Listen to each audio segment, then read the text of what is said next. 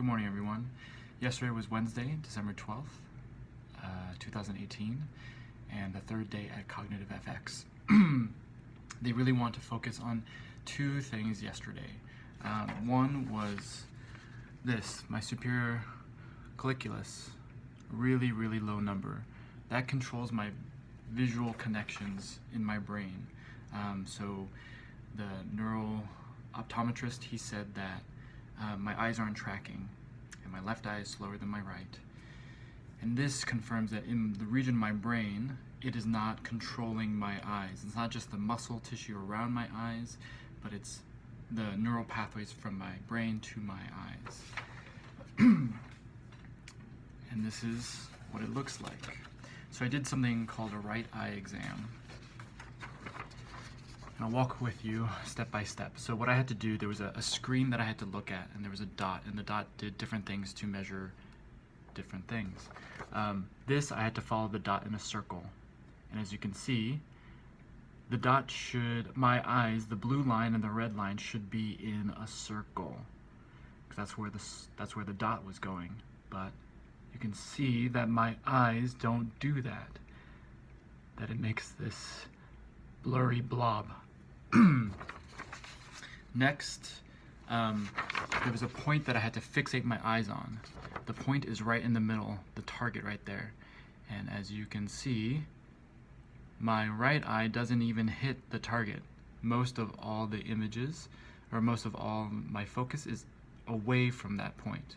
Here is better, but there's still a pretty big scatter. And then I had to trace the dot from one side to the other, follow it back and forth. And it should be in a straight line, but I'm not on that line. Well, this one is, but not this one. And I should focus, there was a image where I had to see a dot, hold it in place, and then move across the screen, hold it in place. But you can see that I am not looking at where that dot is when it's stationary, at least for this one. And this is a vertical movement of a dot. I follow the dot up and down, and I should follow the dot on the path that it's going on, which is a straight line. But as you can see, it's not. This is the same as before, where I have to look at a specific point, hold it in place, and then move down. One more piece of evidence that I can't focus on the dot when it is stationary. What does this mean? This means that I can't drive very well, because what I see is right in front of me, and I don't see the exit points, I don't see the speed limit signs, I don't see the what do you call it? The yield signs. I can't, it's not in my peripheral vision. So I'm not very good at driving. I've known that for a long time. I've never really driven very much in my life, but when I have driven, I've had all these mistakes, and people have yelled at me because I can't see these things, and I didn't know why until now. This is why I can't see these things.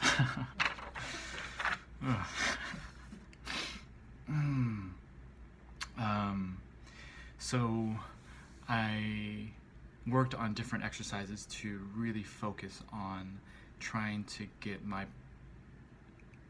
eyes to line up correctly where it's supposed to go. I did this really cool exercise that following mazes while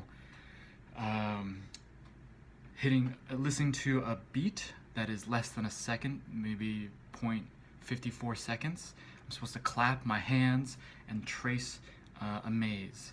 A maze developed by a learning website called I Can Learn, EYE Can Learn. I'm gonna put that on the YouTube account because I think this stuff is really helpful for a lot of people. And it was good. The next thing, I also really struggle with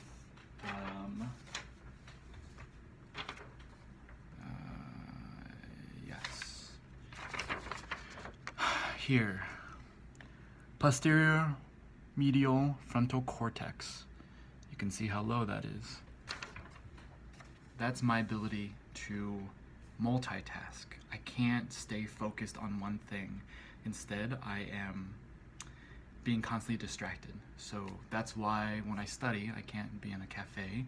I have to be in a library, or no, I can't even be in a library. I have to be in my lab or my room where it's really, really quiet, or else my mind gets pulled every which way. And when I'm doing something, especially cooking, where it involves a lot of thinking and planning, it's very hard for me to have a conversation with other people because I can't stay focused. And that's why.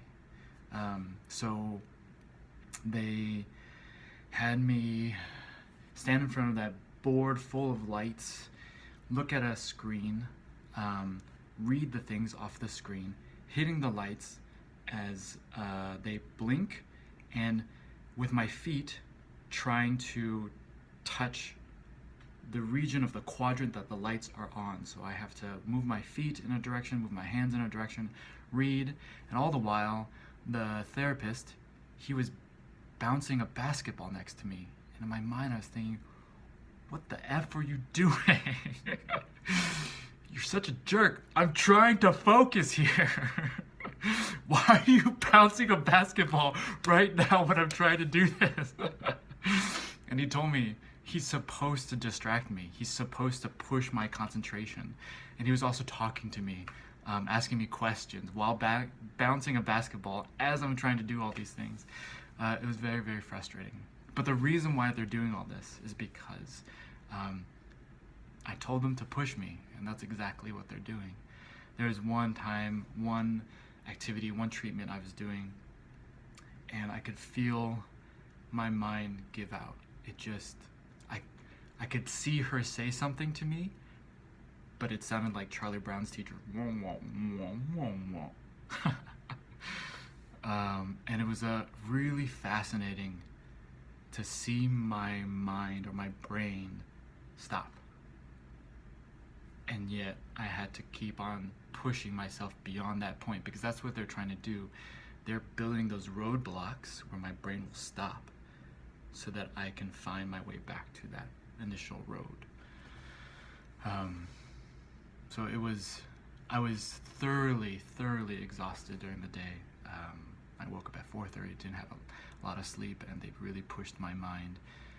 Despite how tired my body and my head felt, strangely, I also felt very invigorated, excited, as if my mind, my brain just woke up.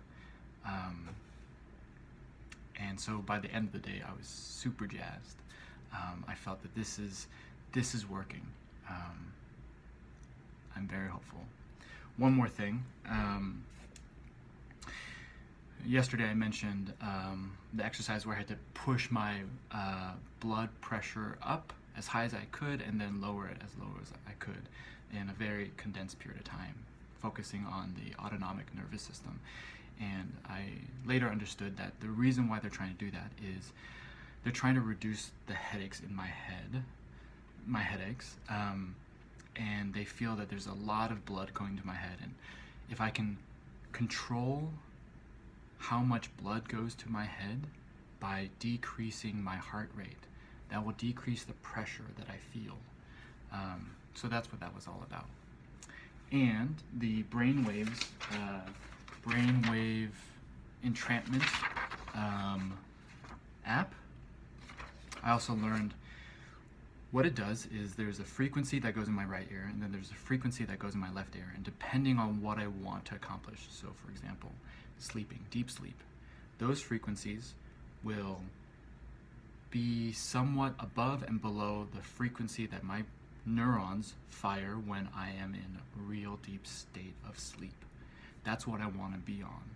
So because they are not aligned, they are adjusted slightly off, my brain will work hard to balance out the frequencies, and that work will enable my brain to be at that point where I will sleep really, really deeply.